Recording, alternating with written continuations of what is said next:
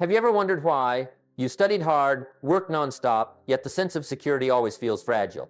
You wake up every morning, go to work on time, fulfill your responsibilities. You are praised as someone capable, but deep inside, one question keeps repeating in your mind. If one day I stop, what will happen? School has done one thing very well. It teaches you how to make a living. It teaches you how to become a smoothly functioning part of society. But there is something more important, something that is almost never mentioned. How do you avoid having to make a living forever? That gap is the boundary between freedom and dependence. Like someone climbing a ladder their entire life, but never being asked, what wall is this ladder leaning against? I still remember the early years of my career. I worked hard, I was punctual, I was responsible. But every month that passed, I found myself starting from zero again. And then one day I realized the problem was not my effort, it was what I was building. Because there are things that exist only when you are working, and there are things that continue to grow even when you stop. That was when I began to understand a simple truth that changed everything. Not every form of learning leads to freedom. In today's video, I want to share with you 7 core principles of asset thinking, a way of thinking that school never teaches you. This is not a get-rich-quick story, not a secret reserved for geniuses, but the way ordinary people build things that last longer than themselves. Let's begin. Principle 1. School trains you to function, not to own. There is an image that always returns to my mind whenever I think about education. Imagine a massive machine, thousands of gears turning in perfect rhythm. Each gear has its role. Each gear is necessary for the machine to keep running. And school teaches you to become a very good gear. You are taught to be punctual, to follow instructions, to complete assigned tasks, to fit into a system that already exists. That is not wrong. In fact, that is why society can operate stably. But there is one question that very few people ever ask you while you are still in school. Who owns this machine? You are trained to operate, but you are not trained to own. And this is where many people begin their adult lives, with an invisible gap. I have met many intelligent people. They have degrees, they have skills, they work harder than average. Yet they live in a constant state of mild tension, a feeling that if they slow down even a little, everything will wobble, because their income depends entirely on whether they keep operating. When you stop, money stops. When you get tired, income gets tired with you. When you rest, cash flow rests too. And that was when I realized an important truth. School teaches you how to work within a system, but it rarely teaches you how to own a part of that system. Ownership is not just about shares or businesses. Ownership, first and foremost, is a way of thinking. Someone with an operator mindset asks, how can I do this job well? Someone with an ownership mindset asks, how can this value continue to exist when I am no longer here? Those two questions sound similar, but they lead to two completely different lives. I remember the early years of my working life. I was very proud of being reliable. I never missed a deadline. I always tried to do a little more than required. But at the end of every month, I started from zero again. Not because I was wasteful, but because I was not building anything that existed beyond my labor time. And I had no idea that this was a problem, because no one had ever shown me how to look at it differently. School teaches you. Study well to get a job, work well to earn a salary, but they rarely say, learn to create value that does not require your constant presence, because that is difficult to teach. And more importantly, it requires a great deal of personal responsibility. Ownership forces you to think long-term, forces you to accept periods of no recognition, forces you to work before results appear. Operating is different. Operating gives you quick feedback, gives you short-term security, gives you the feeling that you are moving forward, even if in reality you may be running in place. The issue is not that you are working. The issue is what you are building while you work. Some people build a skill that exists only when they are present. Some people build a system that continues to create value even when they are absent. That difference is not intelligence, not luck. It is a mindset formed very early. If you are taught that the highest goal is a stable job, you will optimize every decision to keep that job.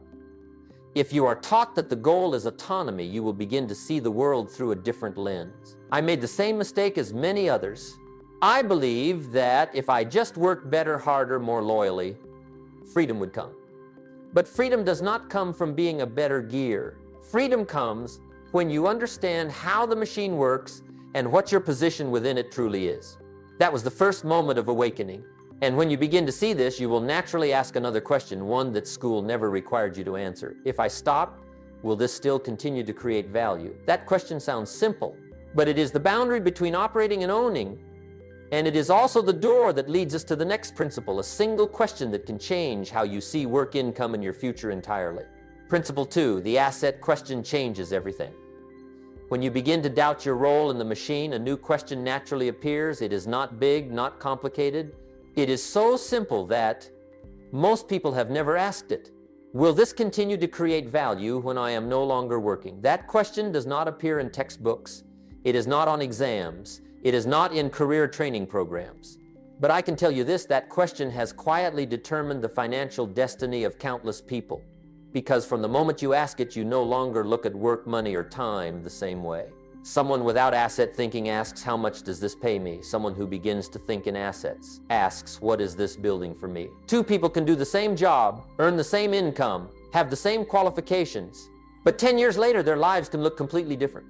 I have worked with very hard-working people. They were always busy. Their schedules were always full. But if you asked them, if you stopped for 1 year, what would remain? The answer was often silence. Not because they were incapable, but because they were never taught to think that way. We are trained to optimize short-term income, not to build long-term value. And that is why so many people live in a tiring loop. Work, get paid, spend, then start again. There is nothing wrong with that. But if that is the only path, freedom becomes a luxury concept. The asset question disrupts that loop. It forces you to stop and ask, what I am doing today, is it serving me in the future? And here I want you to understand one thing clearly. Asset thinking does not begin with money. It begins with awareness. Someone may not have much money, but if they ask the right questions, they are moving in the right direction. On the other hand, someone with a high income who never asked this question may still be trapped in the same cage, just a more beautifully decorated one. I have been there. There was a period when I worked a great deal. I earned more than before. People looked at me and thought I was moving up, but deep inside I felt like I was just running faster on the same road. I was not building anything that existed beyond my time. I was not creating value that could continue without me. And that was when I asked myself, am I working for money or am I building something that can generate money? That question did not bring immediate answers, but it changed my direction. From that point on, every decision had to face it. When learning a new skill, I no longer asked only, will this help me earn money right away? I asked, can this continue to create long-term value? When accepting a job, I did not ask only about salary. I asked, is this job helping me build something? You see, the asset question does not make life easier, but it makes life clearer. And clarity is always the first step toward freedom. Many people think asset thinking is only for the wealthy. They believe you need large capital, connections, luck. But that is a common misunderstanding. Asset thinking does not distinguish between rich and poor. It distinguishes between short-term thinkers and long-term thinkers. Someone can start very small, but if they consistently ask the right questions, they are building a solid foundation. Conversely, someone can earn a great deal of money, but if everything depends on their presence, they are simply renting themselves at a higher rate. And at this point, you may begin to realize something important. If asset thinking is this powerful, if a single question can change the direction of an entire life, then why is it not taught widely? Principle 3, asset thinking requires long-term responsibility. When you begin asking the asset question, one thing quickly becomes clear. Not everyone wants to continue down this path. Not because they are not intelligent, not because they lack ability, but because asset thinking requires something. Very few people are willing to accept long-term responsibility, responsibility without applause, responsibility without immediate rewards, responsibility that forces you to continue even when no one is watching. And that is exactly why this way of thinking is not common. Most people are taught to optimize for short-term certainty, a stable job, a steady paycheck, a clearly defined path. These things provide a sense of security, and security is highly addictive. But there is a hidden cost behind it. When you choose short-term safety, you often unknowingly give up long-term autonomy. Asset thinking moves in the opposite direction. It asks you to work today for results that may only appear years later. It asks you to keep building without proof that you are on the right path. It asks you to take responsibility for outcomes, not blaming the market, not blaming circumstances, not blaming anyone else. And that is not a light burden. I have watched many people begin with excitement. They like the idea of freedom. They like the concept of ownership. They like the feeling of thinking differently. But when they realize that there is no clear roadmap, There is no supervisor. There is no fixed monthly paycheck. Many of them return to the old path, not because the old path is better, but because it is emotionally easier. When you work for someone else, you can say, I did my part. When you build something of your own, there is nowhere to hide. If it does not work, you must face the hardest question, where did I go wrong? And that is why asset thinking is not widely taught. It does not fit a system designed to measure quickly, evaluate easily, standardize people. Long-term responsibility cannot be graded on an exam. It cannot be measured by a diploma, and it cannot be rewarded immediately. Yet it is the foundation of every form of sustainable freedom. I clearly remember the moment I realized this. I began building things that did not produce immediate results. No one praised me. No one recognized the effort. There were no clear signs that I was moving forward. There were days when I asked myself, am I wasting my time? And then I understood that is the price of building, because everything with long-term value requires you to invest your time before it proves its worth. A person without asset thinking asks, when do I get paid? A person with asset thinking asks, am I willing to take responsibility for this for many years to come? Those two questions lead to two very different forms of discipline. The discipline of an employee is being on time, completing tasks, following instructions. The discipline of a builder is continuing when no one asks, setting standards for oneself, not quitting when there is no feedback. And the tenuing hem, irony is this: many people want the results of asset thinking, but they do not want its responsibility. They want freedom, but not uncertainty. They want ownership, but not waiting. They want outcomes, but not the process. But life does not work that way. You cannot enjoy sweet fruit if you do not care for the seed for a very long time in silence. And here is an important truth I learned. Asset thinking does not fail because it is difficult. It fails because it is too real. It exposes your level of patience, your level of discipline, and your willingness to take responsibility for your own life.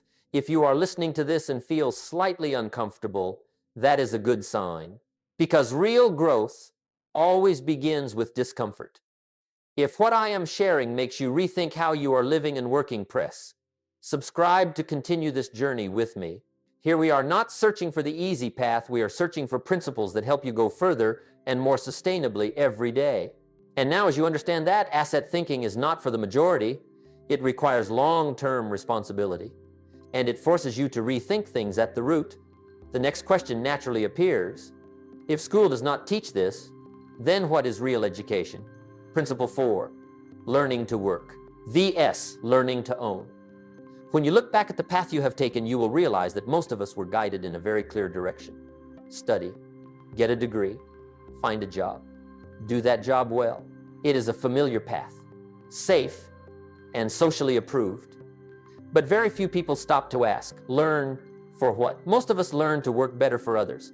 We learn to fit into pre-designed roles. We learn to become useful within existing structures. There is nothing wrong with that. The world needs capable workers. Society runs on responsible people. But here is the issue. Learning to work and learning to own are two completely different paths, even if they look similar on the surface. But when you ask them, if this role disappears, what do you have left? The answer is often vague, because they learned very deeply, but only inside a very narrow box. Learning to work often focuses on following procedures, optimizing performance, avoiding mistakes. Learning to own focuses on understanding structure, seeing value flows, questioning control. These two types of learning train two different mindsets. One makes you indispensable in the present. The other makes you freer in the future. And this is what confuses many people. You can be very successful within a system, yet still have no control over your life. You can be highly paid, recognized, valued, but if you own nothing, your position is always fragile. I once believed that if I were just better, if I learned more, if I tried harder, freedom would come. But I learned a very different lesson. Not every form of learning leads to autonomy. Some knowledge helps you get hired longer. Other understanding helps you not need to be hired at all. The difference lies in the purpose of learning. When you learn to work, you often ask, what do others need from me? What must I do to meet that? When you learn to own, you begin asking, where is value created? Who controls that flow? What is my role in the bigger picture? These my role. Questions are not asked in classrooms. not because they are unimportant, but because they are difficult to control. Someone who questions ownership does not easily accept things as they are. And that is why education systems focus on training good operators rather than aware owners. I remember when I began to change how I learned. I no longer learned just to be better at my current job. I learned to understand how this work creates value, where that value goes, and where I stand in that flow. It was a subtle shift, but it completely changed how I saw the world. I no longer saw just tasks. I saw structure. I no longer saw just effort. I saw accumulated results. And when you begin learning this way, you realize that ownership does not begin with money. It begins with understanding. Understanding how value is created, understanding who controls it, and understanding what you need to learn to not just be an executor. Those who learn to own never stop learning, but they learn selectively. They learn with purpose. Every skill they acquire answers one question: what does this help me control more? And here is the key point: you do not need to abandon learning to work. You just must not stop there. Because if you only learn to do better work for others, you will always need someone to allow you to continue. But if you learn to own, you are gradually building a level of autonomy that no one can take away. And when you reach this point, a deeper question begins to appear. If learning to own is that important, then what is real education? Not education on paper, not education measured by degrees, but education that leads to autonomy. Principle 5, real education leads to self-reliance. When you have gone far enough to distinguish between learning to work and learning to own, a deeper question naturally arises. So what is real education? Not what is printed on a diploma, not the number of years you sit in a classroom, and not the amount of information you can memorize. Real education is the degree of self-reliance you have in your life. Jim Rohn once said that education should not only help you make a living, it must help you take control of yourself. And that is the difference many people miss. You can be very well educated and still completely dependent. Dependent on a job, dependent on the market, dependent on other people's decisions. Because if your knowledge only makes you useful to the system but does not help you choose for yourself, then that education is incomplete. I once believed education was about accumulating knowledge. The more you learn, the safer you become. But I realize knowledge does not lead to self-reliance if you do not know how to use it to choose. Some people know a great deal, but every major decision in their lives is driven by fear. Fear of losing their job, fear of losing recognition, fear of deviating from the right path. That is not a lack of intelligence, it is a lack of autonomy. Real education does not ask, how much do you know? It asks, how well can you stand on your own when circumstances change? A truly educated person does not panic when systems change. They adapt. They do not wait to be told every step. They know how to think. And this is important. Self-reliance does not mean doing everything alone. It means not being trapped. You can choose to stay. You can choose to leave. You can choose to build something new. That freedom of choice is the product of real education. Traditional education systems are very good at creating capable people, but they are not designed to create self-reliant individuals. Because self-reliance is hard to standardize. It cannot be easily graded. It cannot be measured by tests. Self-reliance requires the ability to think independently, the ability to take responsibility, the ability to make long-term decisions. And these qualities are formed only through conscious experience. I realize that real education does not come from being taught all the answers. It comes from learning how to ask the right questions. Questions like, if this disappears, what do I still have? How will this decision affect me 5 years from now? Am I optimizing for comfort or for freedom? These are not comfortable questions, but they are liberating questions. A truly educated person does not avoid them. They actively seek them out. And that is when asset thinking is no longer a distant concept. Because when you are autonomous in thought, you naturally want to own what you build. You do not just want to complete tasks. You want to control outcomes. You do not just want income, you want stable flow. And here you may begin to notice a paradox. Many intelligent, well-educated people still feel stuck, not because they lack knowledge, but because they are applying old thinking to a new world. They were taught how to succeed in a context that has already changed. And that is where the next principle begins. Because if you do not update your thinking, no matter how intelligent you are, you can still go very far in the wrong direction. Principle 6. Smart people stay stuck using old thinking. There is a paradox I have observed for many years. Many people are intelligent, well-educated, skilled, experienced, yet live with a constant feeling of being stuck. Not because they lack opportunities, not because they are lazy, but because they are using a mindset created for a world that no longer exists. They were taught that doing a good job will be rewarded, loyalty will be protected, following the right path will be safe. Those things used to be true. In a more stable world, in a time when change happens slowly, but the world no longer operates that way. And here is the danger. Smart people are often very good at optimizing a model, even when that model is outdated. They do better, faster, more precisely. But they rarely stop to ask, am I optimizing the wrong thing? I have met people who worked 10, 15 years within the same structure. They knew every corner of the job. They became indispensable. They were trusted. But they also became hard to leave, not because they were not good enough to go elsewhere, but because their entire value was tightly tied to a specific context. When that context changes, their value becomes unstable as well. This is the trap of old thinking. Old thinking says, if I get better, I will be safer. But reality is often this: if I am only good within one framework, I become more dependent on that framework. Smart people do not usually fail because they lack ability. They fail because they do not update their mental framework. They apply the same logic to a world that has already changed. They solve new problems with old answers. And this leads to a very exhausting state: doing more, trying harder, but not going further. You can feel this when you look at your own life. You are busy, your schedule is full, you always have something to do. But if you stop and ask, what am I building that exists beyond me? The answer may not be clear. The problem is not intelligence. It is the starting point of thinking. Old thinking starts with the question, what do I need to do to be needed? Asset thinking starts with the question, what am I building that does not depend on my constant presence? These two questions lead to two completely different ways of living. One makes you very good at maintaining the present.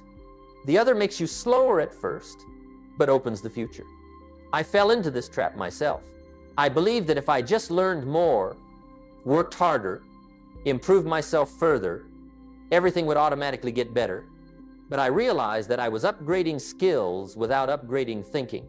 And no skill can compensate for a flawed mental framework. When I began to change the way I thought, I stopped asking, how can I be better within this system? I asked, what role does this system play in my life? That question slowed everything down, but it also put everything on the right path. Smart people are used to having answers, but real growth begins when you dare to ask new questions. And here's what matters most. The world does not reward the smartest people, it rewards the most adaptable ones. Adaptation does not mean chasing every change. It means knowing what should no longer be continued. Knowing when a way of thinking has completed its role. And when you reach this point, you realize something liberating. You do not need to be a genius to escape dependence. You only need to stop applying old thinking to a new future. That brings us to the final principle. Because if asset thinking does not require genius, then what does it require? The answer is very simple and also very difficult to practice. It requires consistency. Principle 7, asset thinking is built on consistency. When people talk about freedom, many imagine big moments, a bold decision, an unexpected turning point, a rare opportunity. But I have learned this freedom rarely comes from a single moment. It comes from small actions repeated long enough. Asset thinking does not require genius. It does not demand superior intelligence. It does not require you to be better than others. It requires only one thing that very few people are willing to maintain: consistency. Consistency in how you think. Consistency in the questions you ask. Consistency in building even when there are no immediate results. Most people do not fail because they lack knowledge. They fail because they do not stay long enough with the correct direction. They start with excitement. They have motivation. They feel inspired. But when results do not come quickly, they change direction. Then they start again. Then they quit again. And each time they lose, not only time, they lose trust in themselves. People with asset thinking understand one thing very clearly. No sustainable cash flow is created from inconsistent effort. Like planting a tree. You cannot water it today, ignore it for 3 months, then return demanding a harvest. Consistency is not glamorous. It does not bring quick victories, but it accumulates. And accumulation is the language of freedom. I once believed I needed to find the right strategy, a perfect method, a flawless path. But I realized this: no strategy is more powerful than a correct direction repeated daily. People with asset thinking do not ask, "Does this make me stand out?" They ask, "Can this be sustained?" Because anything you cannot sustain will eventually betray you. Consistency forces you to face yourself, your habits, your discipline, your level of commitment. It does not allow you to hide behind motivation. It demands that you show up even when you do not feel like it. And here is a hard truth. Many people want freedom, but they do not want a life that requires long-term consistency. They want the results of discipline, but not discipline itself. They want the fruit, but not the silent care of the seed. But life does not negotiate that way. If you want to own something that lasts beyond you, you must be willing to show up beyond your emotions. People with asset thinking see the world differently. They do not just see opportunities, they see flows. They are not swept away by every trend. They ask, "Can this stand for 5, 10 years?" They do not look for the fastest path. They look for the most durable one. And durability always comes from small things done correctly, repeated long enough. If there is one most common mistake when talking about assets, it is the belief that this way of thinking is only for the rich. No, it is for the consistent. People are not wealthy because they started big. They grew because they did not quit early. And now I want you to pause for a moment. Not to memorize, not to take notes, just to ask yourself one simple question. What I am doing every day, is it building something that exists beyond me? If the answer is not yet clear, that does not mean you are late. It only means you are awakening. And that awakening is the beginning of asset thinking. We have gone together through 7 principles. Not to get rich quickly, not to find shortcuts, but to see one truth clearly. Education helps you survive, but asset thinking is what sets you free. School teaches you how to work. Life requires you to learn how to own. No one can fully teach you that. You must learn it yourself. Ask your own questions. Take responsibility yourself. And that is not a burden, it is a privilege. Because the moment you take responsibility for your direction, you are no longer a victim of circumstances. You become a builder. If there's one thing I want you to take with you after this video, it is this: you and I both have one gift today, and how you use it will determine your life. If this video made you think, press like to support the channel. If you are on a personal growth journey, subscribe so we can continue together. And I want to ask you one question. Answer honestly in the comments. Which principle out of the 7 today made you think the most? I truly appreciate that you stayed until the end of this video. I look forward to seeing you in the next journey with Jim Rohn Treasures.